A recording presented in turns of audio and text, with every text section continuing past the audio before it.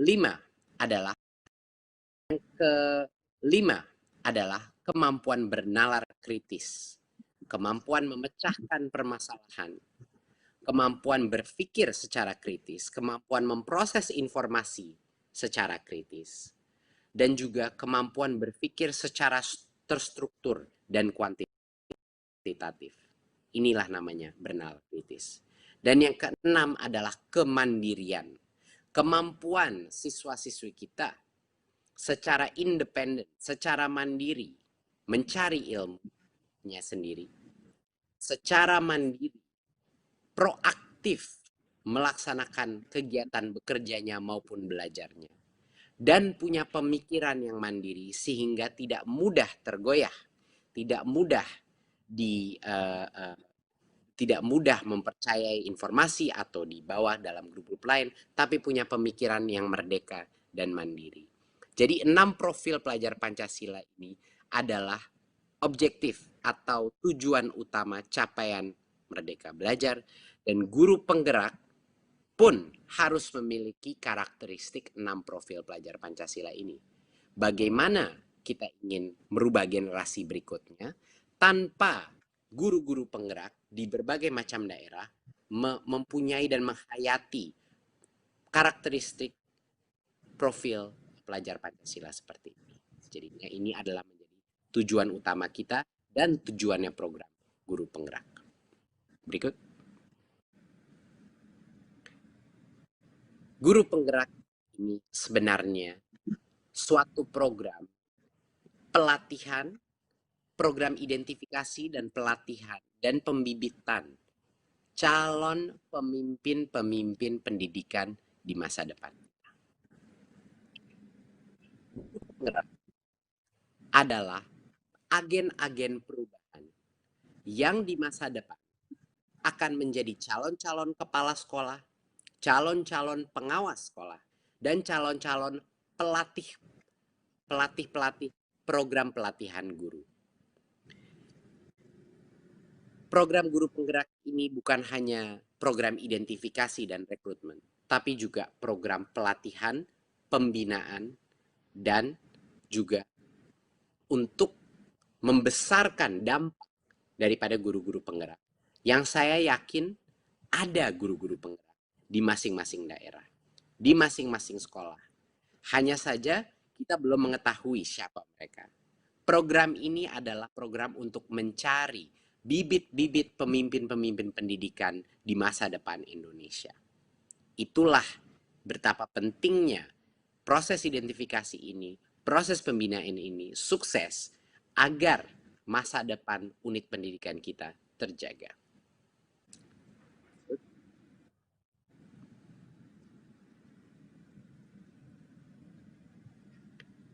Apakah guru penggerak itu hanya guru yang baik saja, guru yang jago mengajar? Tentunya tidak. Guru penggerak itu bukan hanya guru yang baik dalam mengajar.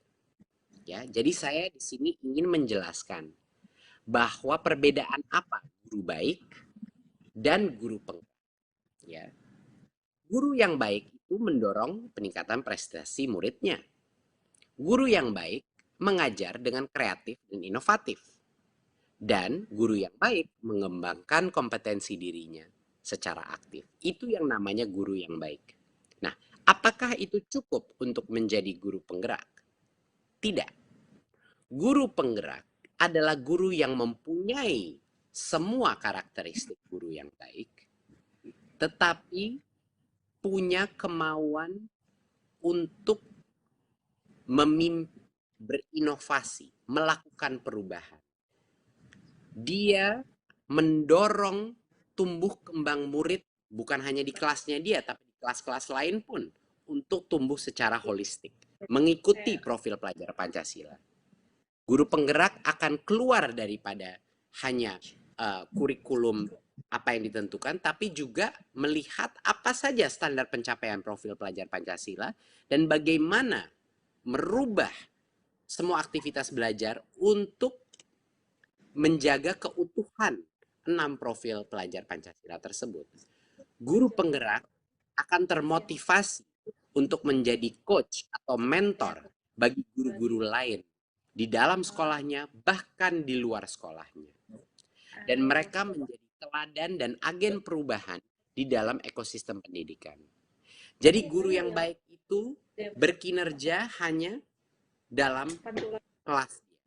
Tapi guru penggerak harus punya dampak lain. Dampak kepada guru-guru yang lain. Dampak kepada sekolah dia. Dan jadi suatu lilin, obor perubahan di masing-masing unit pendidikan dia. Bahkan di luar unit pendidikan dia. Berikut.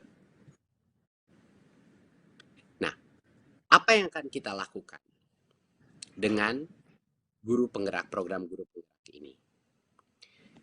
Pertama, kita akan melakukan proses rekrutmen dengan suatu proses yang sangat intens, suatu proses di mana kami akan memberikan kesempatan terbesar guru-guru terbaik, baik guru PNS maupun juga guru honorer untuk bisa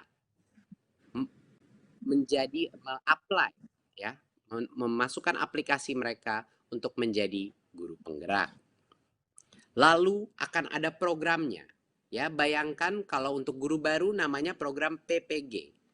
Guru penggerak pun punya programnya untuk melatih potensi kepemimpinan mereka, melatih potensi mentorship mereka, kemampuan mereka untuk membantu guru-guru lain, kemampuan mereka untuk melakukan perubahan di dalam masing-masing institusi pendidikan mereka. Jadinya ada programnya, ada sekolahnya, ya. Dan yang lulus baru menjadi guru penggerak. Pada saat mereka lulus, Kemendikbud beserta akan komit bekerja sama dengan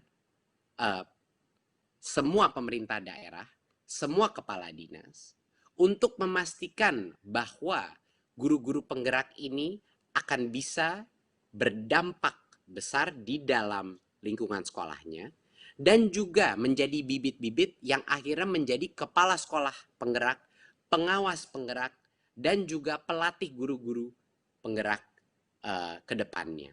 Jadi ini adalah komitmen Kemendikbud bahwa jalur karir kepemimpinan untuk menjadi kepala sekolah, pengawas, dan pelatih guru itu akan kami prioritaskan dari grup guru penggerak ini. Dan kami akan berkolaborasi dan bekerja sama dengan semua kepala dinas dan Pemda untuk memastikan ini terjadi. Dan itu suatu hal yang sangat penting karena tanpa punya kepemimpinan di masing-masing unit pendidikan kita yang baik, yang tugas utamanya bukan administrasi sekolah saja, bukan pelaporan keuangan saja, bukan hanya logistik sekolah saja, tapi kalau kepala-kepala sekolah kita dan pengawas sekolah kita berfokus kepada kualitas pembelajaran, fokus kepada meningkatkan kemampuan masing-masing guru di dalam sekolahnya, barulah transformasi pendidikan akan terjadi. Kepemimpinan adalah segala-galanya di masing-masing unit pendidikan kita. Berikut.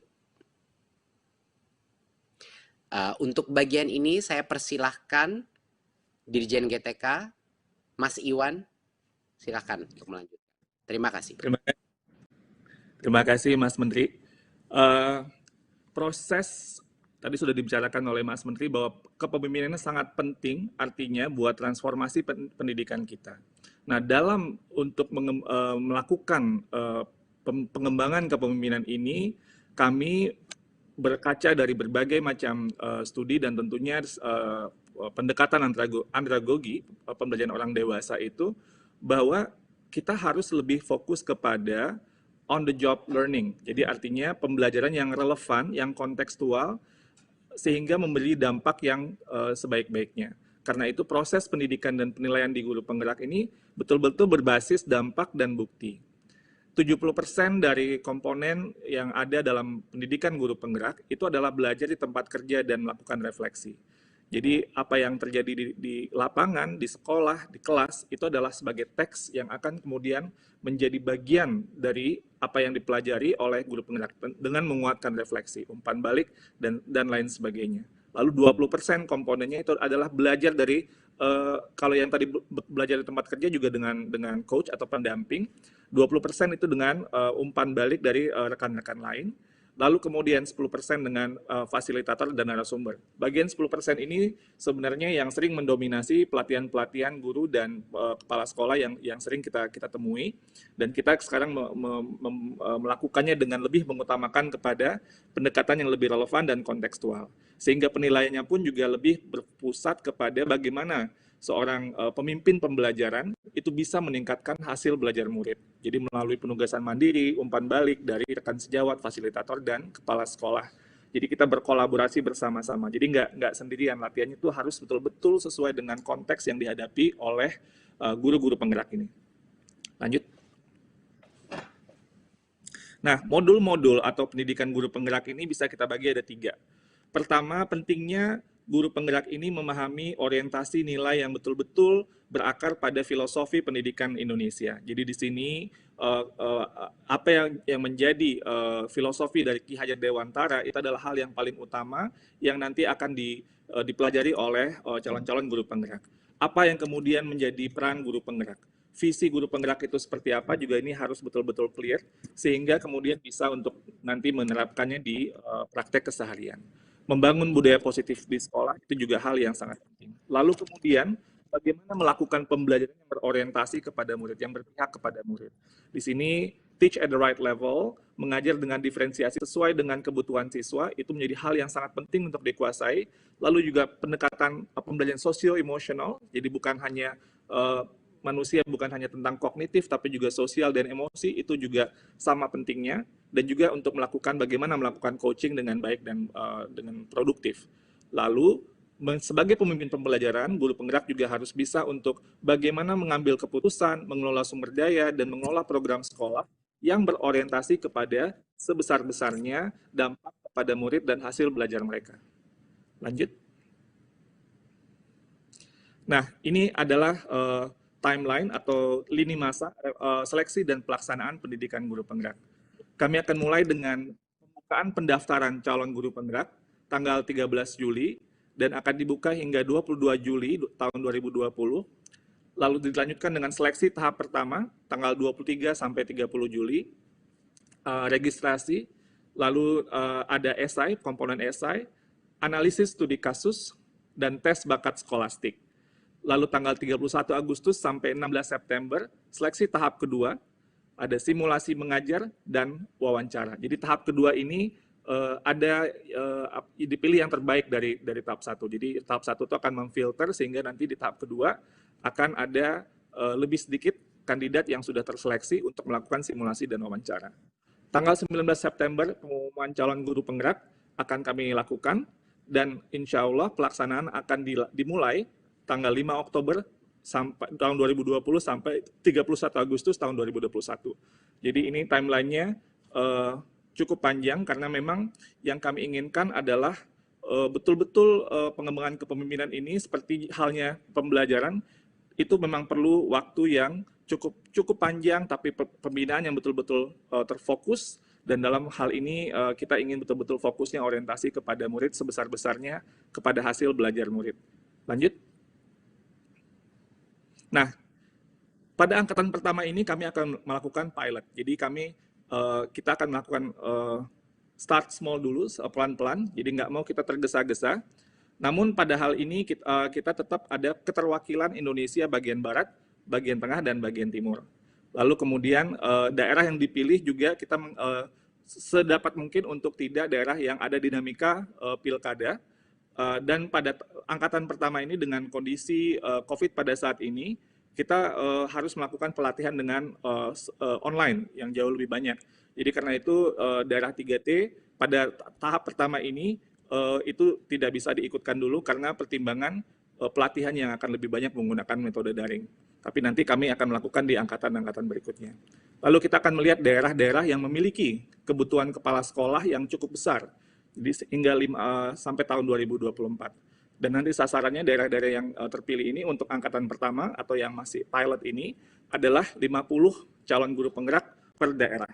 Jadi ini targetnya dalam angkatan pertama seperti itu. Lanjut. Baik, ini saya kembalikan kepada Mas Menteri. Silakan Mas Menteri. Terima kasih Mas Iwan. Saya akan bicara sedikit mengenai apa manfaatnya ini bagi pemerintah daerah. Ini merupakan suatu program yang akan dibantu oleh pemerintah pusat, oleh Kemendikbud, untuk membantu pemerintah daerah. Karena ini program ini tentu mengidentifikasi dan membantu Pemda untuk bisa meningkatkan kualitas baik kompetensi siswa-siswanya ya dan juga secara sistem untuk meningkatkan hasil kualitas pembelajaran. Dan harapannya dalam waktu 5 tahun, dalam waktu 7-10 tahun ini akan meningkatkan martabat masyarakat Indonesia karena nilai PISA kita di ranking dunia pun akan meningkat lebih tinggi dengan banyaknya guru penggerak yang tersebar. Jadi program ini adalah program yang pembibitan calon-calon pemimpin pendidikan masa depan kita. Jadi ini yang akan kita bantu beserta berkolaborasi bermitra dengan pemerintah daerah untuk membantu mereka mengidentifikasi ini yang guru-guru dengan potensi kepemimpinan terbaik. Dan ini akan mendorong hasil output pembelajaran yang semakin berkualitas. Karena perubahan yang terjadi di dalam kelas hanya bisa dilakukan kalau sekolah itu punya critical mass atau punya cukup guru penggerak yang melakukan perubahan sehari, yang melakukan inovasi dan yang akan menginspirasi guru-guru lain untuk berubah, ya. Dan tentunya ini akan membantu peningkatan kolaborasi antara pemangku kepentingan pendidikan, baik itu orang tua maupun juga antar sekolah maupun juga antar daerah. Ini akan memfasilitasi karena berbagai program nanti guru penggerak lintas sekolah dan juga lintas daerah. Jadinya inilah salah satu beberapa manfaat terpenting bagi pemerintah daerah untuk mendukung program ini karena kita akan saling membantu. Karena dua-duanya punya misi yang sama, yaitu menghasilkan kualitas pembelajaran yang terbaik untuk siswa-siswi kita. Berikut. Ini adalah target angka-angka jumlah guru penggerak yang kita targetkan. Harapan kita pun bisa lebih besar lagi dari ini, tapi ini adalah target awal kita sampai sekarang sampai dengan 2024 ya, 2024-2025. Dan seperti yang kita akan lihat, walaupun awalnya target kita adalah untuk kualitas, kedepannya pada saat proses kita sudah lebih mapan, pada saat proses identifikasi, interview, dan program pelatihan kita juga menjadi lebih kuat, kami akan mengakselerasi jumlah guru penggerak yang bisa diidentifikasi, dilatih, dan diluluskan menjadi guru penggerak. Dan guru-guru ini akan kita sebarkan berdasarkan daerah, rekrutmen pun dilakukan berdasarkan daerah, agar terjadinya pemerataan juga. Jadinya daerah-daerah yang paling membutuhkan guru pun akan bisa menikmati jasa dan bakti daripada guru penggerak. Dan seperti kita lihat ini, dengan adanya sampai dengan 150.000 guru penggerak, itu menjadi potensi kepemimpinan kita. Jadi harapannya dukungan dari berbagai macam pemerintah daerah dan kepala dinas untuk memastikan sebanyak mungkin dari guru penggerak ini menempati posisi-posisi kepemimpinan, yaitu kepala sekolah, pengawas, dan juga pelatih program PPG, dan lain-lain. Berikut.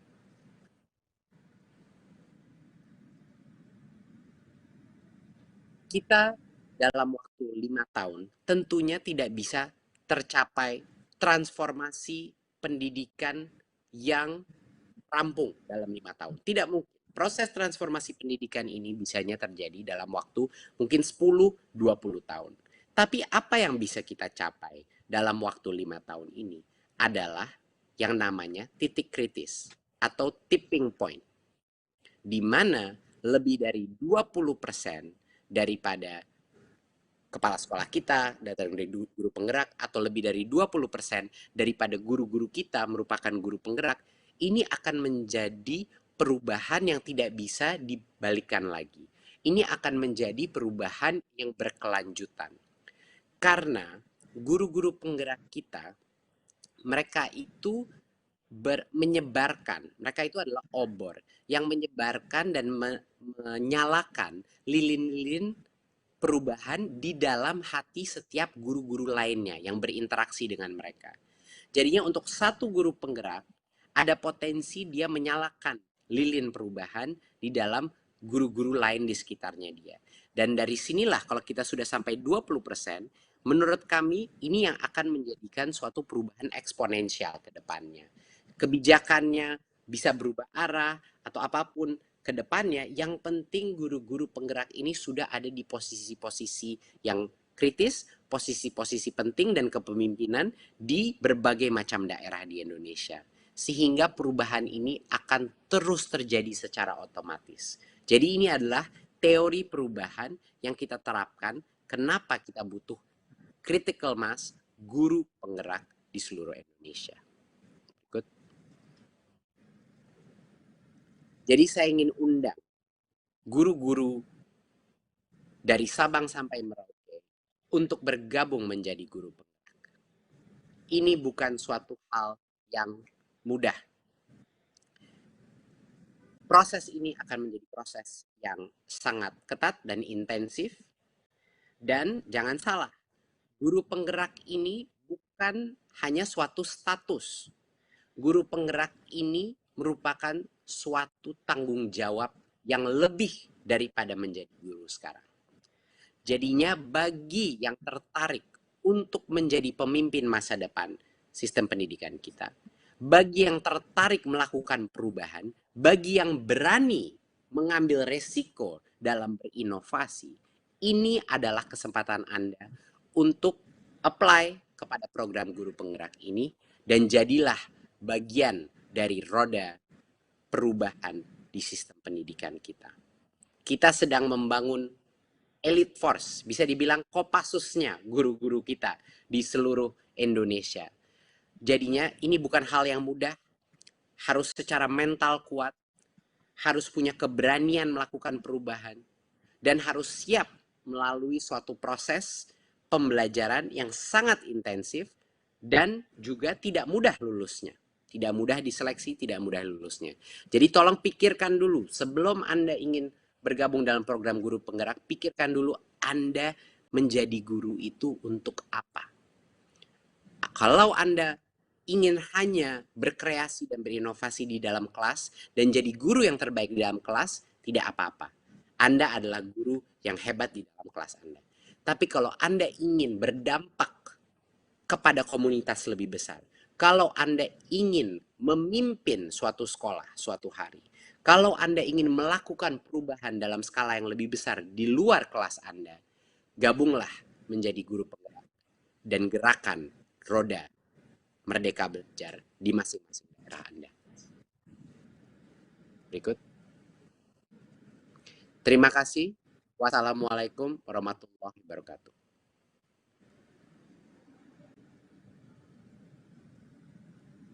Waalaikumsalam warahmatullahi wabarakatuh. Terima kasih Mas Menteri Nadiem Makarim atas paparannya. Dan saya ingin mohon kepada Mas Menteri untuk berkenan secara resmi meluncurkan Merdeka Belajar online, Merdeka Belajar episode kelima Guru Penggerak secara online. Silakan Mas Menteri. Dengan ini saya secara resmi meluncurkan episode kelima Merdeka Belajar Guru Penggerak.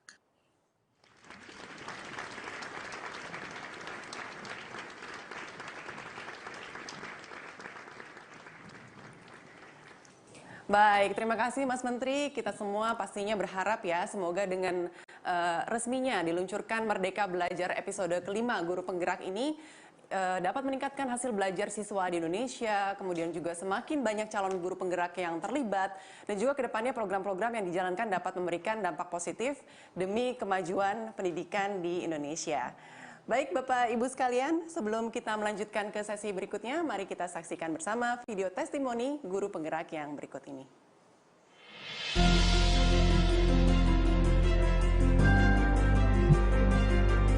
Harapan saya dengan adanya program guru penggerak dari Kemdikbud, maka akan dapat meningkatkan kualitas pendidikan secara merata di seluruh tanah air.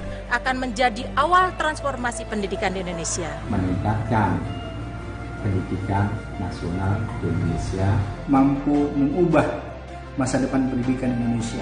Bisa melahirkan guru-guru yang reflektif, guru yang terbuka terhadap masukan untuk melakukan perubahan pendidikan. Mampu mewujudkan perubahan kecil untuk perubahan besar sehingga dapat menciptakan sumber daya manusia yang unggul, beradab, serta merdeka lahir dan batin. Mampu menciptakan ekosistem pendidikan yang berdaya dan berkomitmen. Akan menjadi momentum menghasilkan guru yang berkualitas. Guru yang dapat mendidik para siswanya untuk merdeka belajar.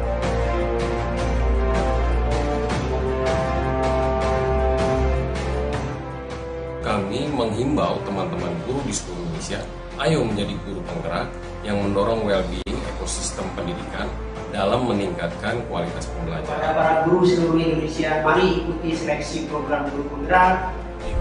Ingin pendidikan Indonesia maju, ayo mendaftar menjadi guru penggerak. Ayo teman-teman guru semua, kita ikuti seleksi guru penggerak. Ikutilah seleksi program guru penggerak dengan sebaik-baiknya. Kalau bukan kita, siapa lagi? Kalau bukan sekarang, kapan lagi? Sebagaimana kabar tersebar, berita telah pula beredar. Sudah banyak yang mendengar Kemendikbud punya hajat yang besar. Mari kita sukseskan dengan semangat yang akbar. Guru penggerak, merdeka belajar. Guru penggerak, merdeka belajar. Guru penggerak, merdeka belajar. Guru penggerak, merdeka belajar. Guru penggerak, merdeka belajar. Guru penggerak, merdeka belajar. Guru penggerak, merdeka belajar.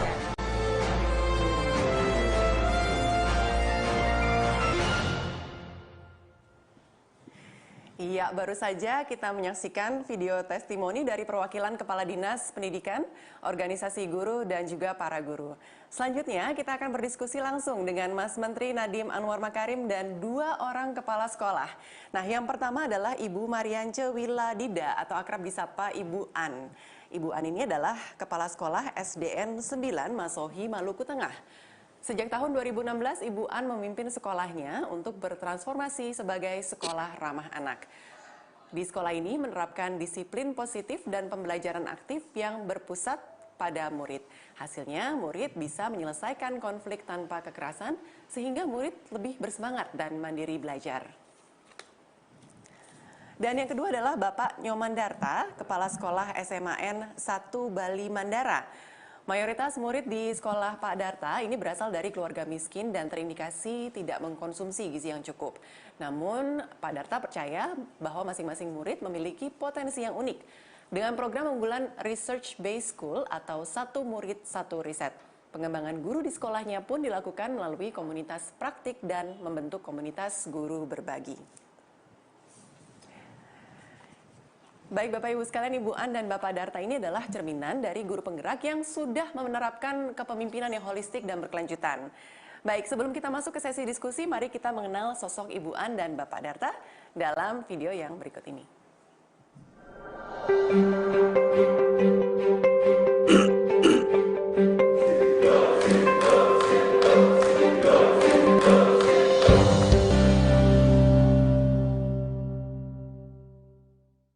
Om Swastiastu, saya Nyomandarta, Kepala SMA Negeri Bali Mandara.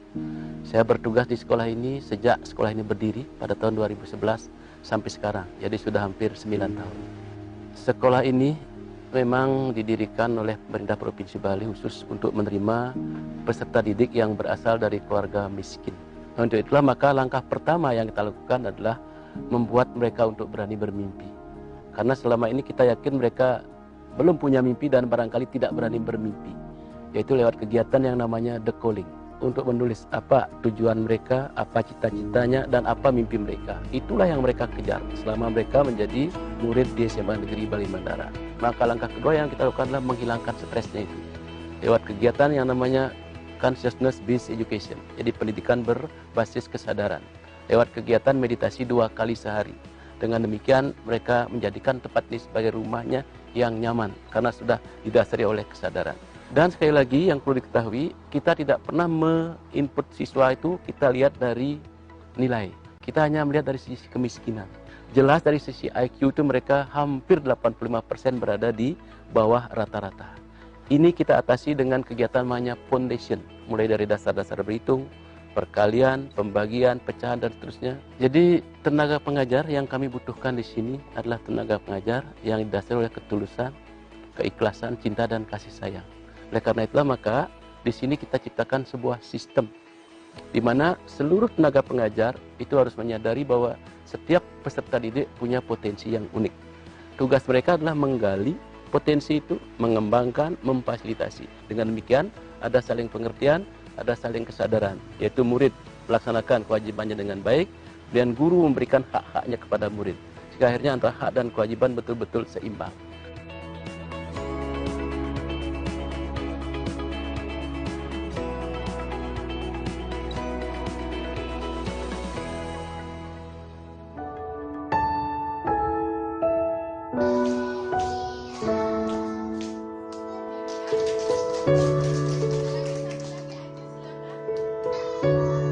Bagaimana suasana hati anak-anak sekalian? Nama saya Ibu Mariance Wiladida, SPD dari SD Negeri 9 Masohi. Yang saya lakukan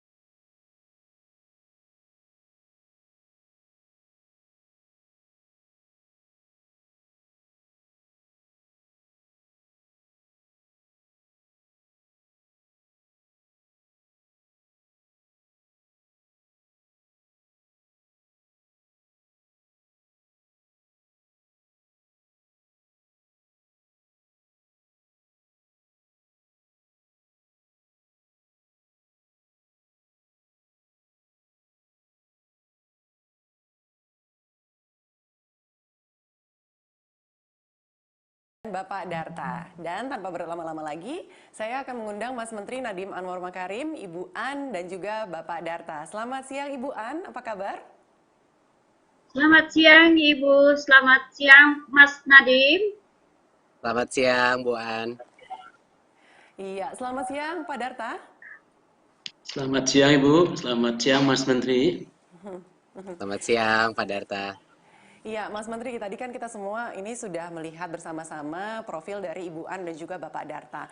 Mungkin dari Mas Menteri ada yang mau disampaikan atau ditanyakan kepada Ibu An dan Bapak Darta? Silakan. Susah sekali untuk menyampaikan. Saya malah ingin sesi ini lebih mendengarkan dan ingin belajar dari Ibu An sama Pak Darta mengenai bagaimana melakukan perubahannya. Satu hal yang saya lihat dari cara bicara Ibu An sama Pak Darta, berapa kali menyebut untuk anak, untuk anak, untuk anak. Ini salah satu benang merah yang saya tarik dari semua guru penggerak atau kepala sekolah penggerak adalah orientasi kepada anak yang luar biasa. Seperti obsesi, semua itu ya untuk anak. Dan pada saat kita mengerahkan paradigma itu kepada anak, hal-hal yang kita lakukan menjadi jauh lebih jelas kan. Arah pembelajaran kita menjadi jelas. Jadi saya salut dan apresiasi sama Ibu An sama Pak Darta untuk menginspirasi bukan hanya komunitas sekitar sekolah Ibu, tapi saya sebagai menteri menjadi jauh lebih semangat melihat aktivitas-aktivitas yang dilakukan Bu An sama Pak Darta. Jadi kalau izin saya boleh menanyakan beberapa pertanyaan ya? Boleh? Silakan Pak. Boleh Pak. Oke, kalau saya mau tanya Bu An dulu. Bu An, pada saat Ibu melakukan perubahan-perubahan tersebut di sekolah Ibu, apa tantangan utamanya? Apakah ada resistensi atau tidak pada saat Ibu mulai melakukan perubahan?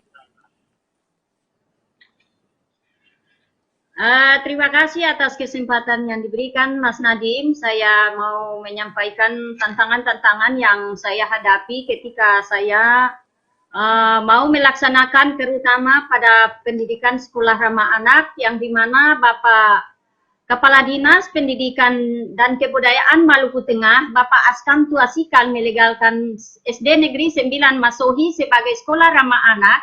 Di situ saya punya tantangannya sangat besar. Pertama adalah dari sekian guru yang ada, cuma hanya 3 orang saja yang bisa mengikuti kegiatan dan mau untuk melaksanakan sekolah ramah anak itu tersendiri.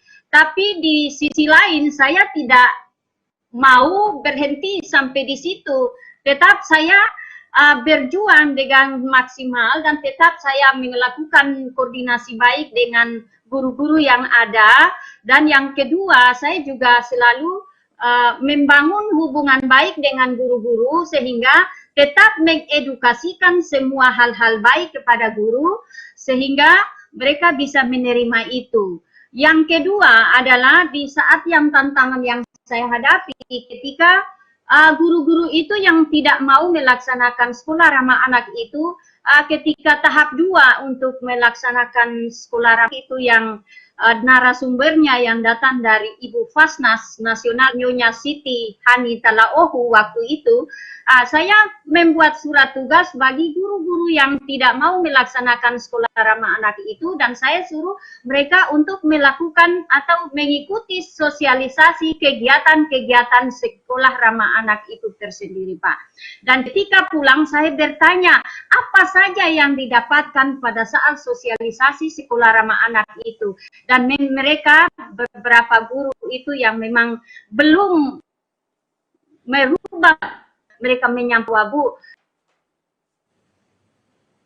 sekolah ramah baik dan luar biasa itu mereka punya menyampaikan perasaan mereka saya. Nah di kesempatan itu saya memanfaatkan waktu yang ada selalu berkoordinasi dengan pihak-pihak lain dengan kepala dinas dan Fasnas sehingga saya selalu mendatangkan itu fasilitator atau sumber sehingga tetap saya optimis bisa melaksanakan sekolah ramah anak itu pada SD Negeri 9 Masohi. Yang terakhir adalah di dalam tantangan itu Mas Nadiem, yang terakhir saya tetap optimis bahwa saya berharap dan berniat bahwa ada keajaiban dan mujizat yang terjadi sehingga kita berbicara tentang perubahan itu karakter dan sebagainya itu berpulang pada pribadi kita masing-masing dengan niat yang tulus bahwa kita tetap optimis bahwa sekolah ramah anak itu tetap dilaksanakan. Yang mereka guru-guru saya mengucapkan terima kasih banyak. Ternyata di dalam sekolah ramah anak mempunyai manfaat sangat besar Mas Nadiem. Pertama adalah dampak bagi saya sebagai kepala sekolah. Saya lebih sabar menghadapi mereka yang berubah karakter berbagai macam corak ragam karena kita beda tapi satukan bingkai kebinekaan. Kemudian bagi guru, mereka tidak terlalu capek untuk mengajar berteriak-teriak. Sudah merubah mindset berpikirnya bahwa dari yang dulu selalu pukul meja, bukan tulis. Tapi sekarang kalau tinggal dengan kode, kita belajar dengan kode saja, mereka sudah lebih nyaman di dalam menyampaikan informasi-informasi pembelajaran yang berpusat pada siswa itu sendiri. Kemudian siswa juga lebih nyaman dengan guru yang tadinya itu guru suka bentak, tapi sekarang ketika sampai saling memeluk, saling mengulaskan kepalanya seperti begini, sehingga punya dampak yang sangat besar dari sekolah ramah anak itu sendiri. Nah, yang terakhir kepada dampak sekolah ramah anak itu pada orang tua adalah bagaimana orang tua itu sendiri dia bisa menerima kenyataan apa adanya bahwa anak itu mempunyai keunikan tersendiri yang tidak bisa dibeda-bedakan terhadap anak-anak yang lain.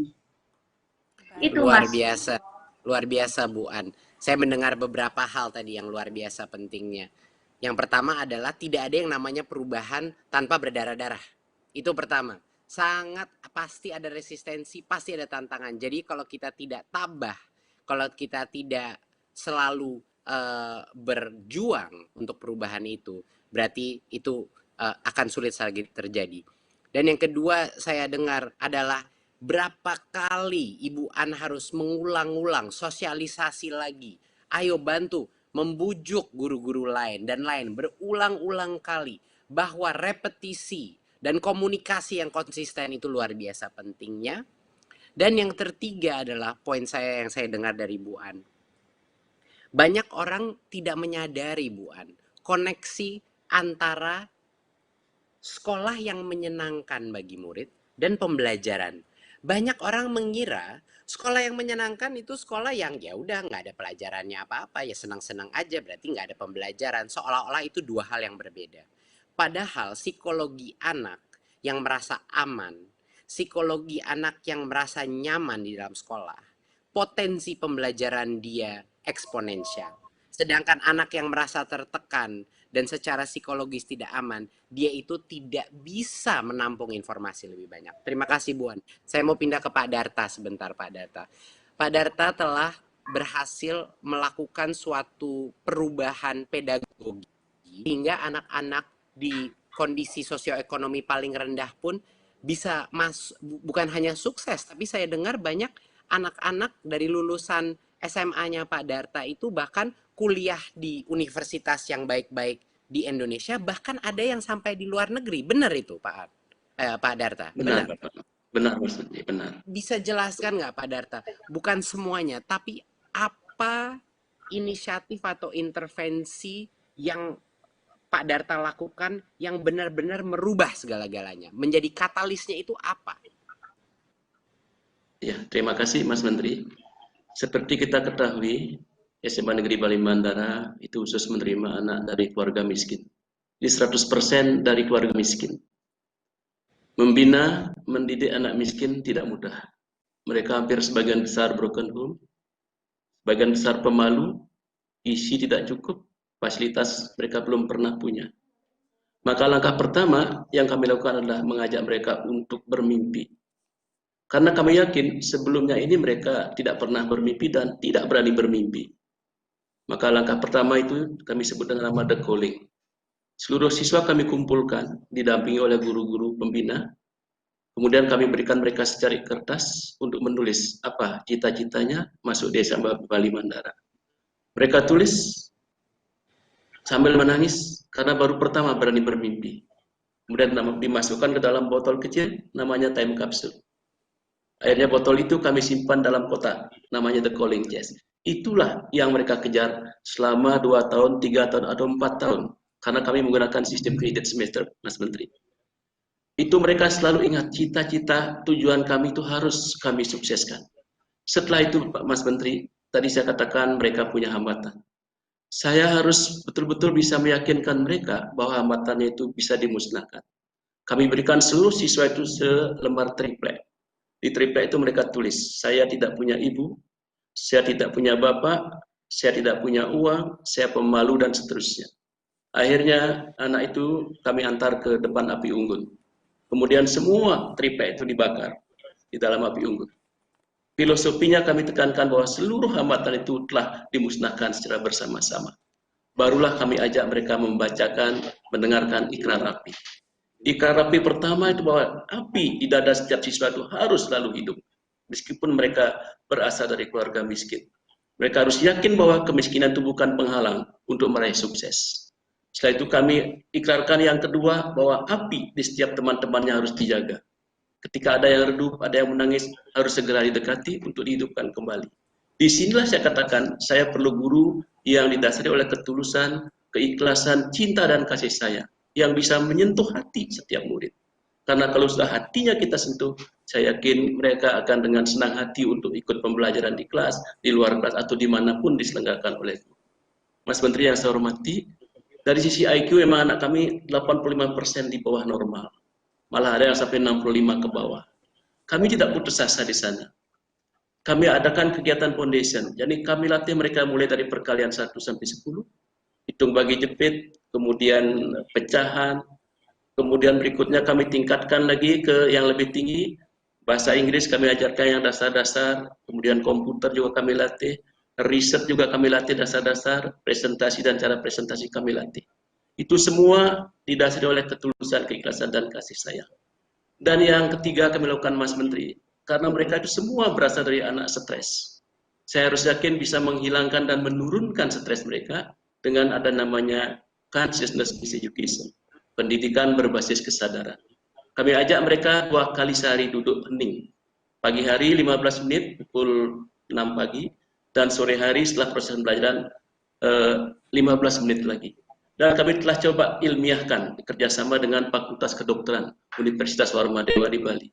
Dan ternyata benar kegiatan itu bisa menurunkan stres, bisa meningkatkan daya ingat, bisa meningkatkan toleransi, dan seterusnya. Nah, setelah itu terjadi, kami baru masuk ke pembelajaran. Jadi betul-betul 3 bulan di depan ini kami berjuang bagaimana mereka punya mimpi, bagaimana mereka punya dasar, bagaimana stresnya mereka hilang, baru kami masuk ke pembelajaran. Nah, dalam pembelajaran inilah, Mas Menteri, kami harus betul-betul bagaimana bisa sadar-sadarnya bahwa mereka bukan makhluk sempurna, bukan anak pintar, tapi mereka anak unik yang harus kita fasilitasi, kembangkan seluruh potensinya, karena saya yakin dan kami yakin di sini bahwa anak-anak itu akan bisa hidup dari potensi yang mereka miliki, asal kita kembangkan dengan baik. Makanya kami ladeni mereka dari pagi, pukul 4.45 pagi, sampai pukul 10 malam. Kami ladeni mereka di sekolah. Nah, selanjutnya setelah itu, sampai mencari perguruan tinggi pun kami tetap kontrol, Mas Menteri. Jadi kami carikan akses ke perguruan tinggi baik di Indonesia maupun di luar negeri. Karena mereka harus mendapatkan 2 hal. Yang pertama itu adalah biaya pendidikan, yang kedua adalah biaya hidup. Itu kami usahakan